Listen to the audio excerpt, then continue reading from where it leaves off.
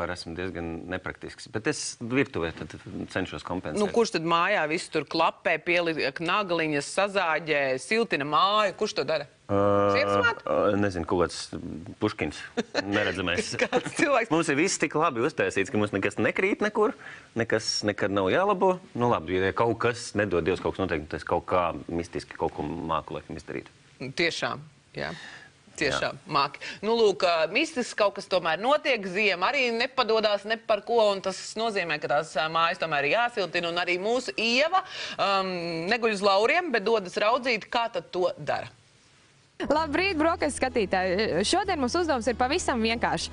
Mēs noskaidrosim, kāpēc ir jāsiltina māja, kā to izdarīt. Un tas arī principā visi divas vienkāršas lietas. To man palīdzēs izdarīt trīs lieliski Kristaps un Mārtiņš. Iesākumā noskaidrosim, kāpēc ir jāsiltina māja. Šī māja dotajā brīdī patērē 3 reizes vairāk enerģijas nekā ir noteikts mūsdienu būvnormatīvā.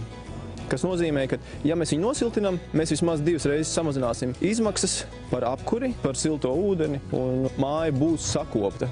Mārtiņš ir tas cilvēks, tas personāžs, kas uzklausa iedzīvotājus, skaidro visus pasākumus, kas jādara, kā jādara, lai nonāktu līdz tehniskajai dokumentācijai. Jo dokumentācija, lai sagatavotu, ir jāsavāc naudiņa. Dzīvokļu īpašniekiem jābūt skaidrībai, cik kas maksās. Tad, Kristap, izstāst tavu tālāk, ko tu dari? Nu, principā ir tā, lai veiksmīgi tik norinājāt māju, jāsagatavo kvalitatīva tehniskā dokumentācija. Īsos vārdos tas ir energoaudits, lai saprastu, cik māja patērē pirms, cik viņi patērēs pēc siltināšanas, tehniskā apsekošana, lai saprastu, varbūt ir kaut kādas būvkonstrukciju pastiprināšanas jāveic un tehniskā projekta izstrāde. Cik ilgi iedzīvotājiem jārēķinās, ka būs būvdarbi? Šī māja taps no būvniecības uzsākšanas brīža līdz pilnīgai nodošanai 3 mēnešos.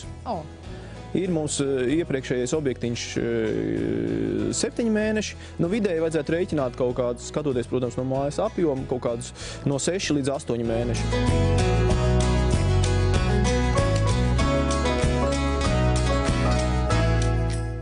Šajā rītā 3 kungu sastāvs mums vēl par īsu. Mēs iesaistīsim 4. Aleksei, kurš tad ierādīs, kā tad praktiski tas notiek. Aleksei, ko mēs darīsim? Ko es varu palīdzēt? Nesošu karkasu. Klasiski. Jā, pats atbildīgākais. Jā, tāpēc tu nāc līdzi, lai nekādas ķibeles nesanāk, ja? Kas ir tas pirmais, ko mēs darām? Nu, ienāksim objektā. Ieejam objektā. Tagad paņemsim mašīnu un mēģināsim. Mēģināsim urbt, ja? Uztaisīt šito karkasu bišķiņ singrāk, ja? Tas ir nesošs karkas, ja? Šī saļa nesošs, bet viņš stiprinās pie pamats konstrukcijas, ja? Un mēs viņu stiprinājam kopā, pēc ka, nu... Aha. Tas ir... Šis ir izmēģinājumi, ja? Jā, tas ir tā, ka patunietiet, jā. Tagad pamēģinājiet, ja? Tā, uzliekam virsū, ja? Tā, paņemiet viņu. Viņa ir smaga. Aha. Turēšu šito daļu. Ja? Jā, mēģiniet tā.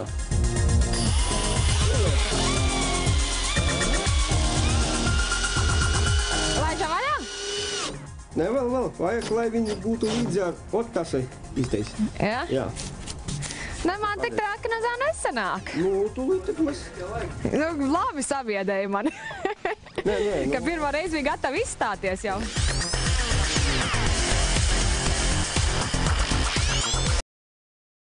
Kā man sanāk? Normāli. Normāli. Jūs gan pārliecinoši. Vasarā varētu piepelnīties.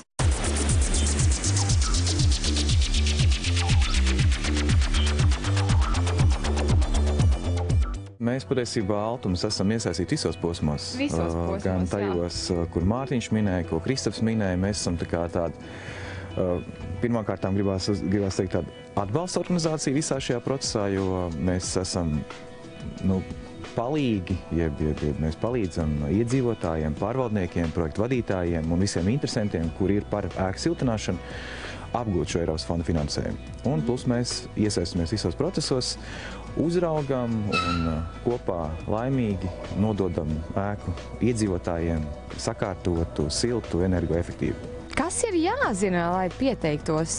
Pirmkārtām iedzīvotājiem ir jāvēlās dzīvot labāk, dzīvot skaistāk, ekonomiskāk, jo dzīvojot šādā mājā jau tā ir tāda ekskluzīva dzīve, ir ļoti liela patēriņi, dārgi, augsti apkurs rēķini Un tas, ko vajag vēlēties, un tad, kad ir vēlme iedzīvotājiem, tad vērsties pie sava apsaimniekotāja, pie mājas vecākā, pie biedrības vadītāju. Par to, ka nav jādomā, iedzīvotājiem ir jāpiedalās šajā sasauktajā kopspulcē, jāsaka, es esmu par labāku dzīvi, un tad notiek. Svarīgs faktors droši vien pieminēt, ka puse šīs ēkas renovācijas nauda ir dāvinājums, otra puse ir vai savs finansējums, vai aizņemts kādā no komerciestādēm, tad bieži vien pat atmaksājot kredītu paliek pāri ietaupījums. Jā? Bet no tā, ko būtu samaksājuši mēs siltumā, vai ne? Bet tā galvenā doma ir tāda, jā, kad šie te darbi un šīs te izmaksas par darbiem paveiktiem tiek nosaktas no šī te energo ietaupījuma, no rēķiniem.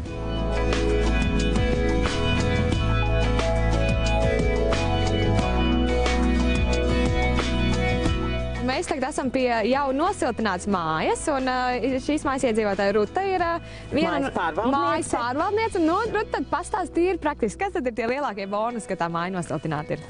Es domāju, ka lielākais pluss ir tas, ka ir izmainies vizuālais izskats. Ļoti gaumīgi. Ļoti gaumīgi, jā.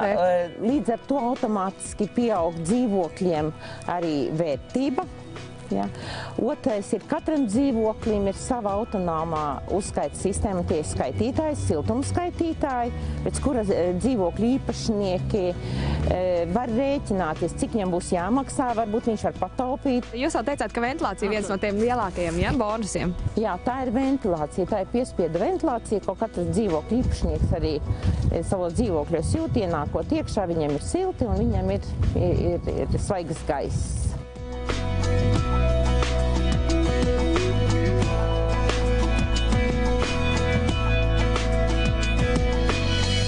Ir 156 miljoni, un par šo te naudu mēs varam atbalstīt tikai 1000 mājas. Un šādas mājas, kur mēs šobrīd esam, ir aptuveni 20 000 valstī. Tāpēc tas, ko Altuma aicina, negaidiet, bet rīkojieties jau šodien.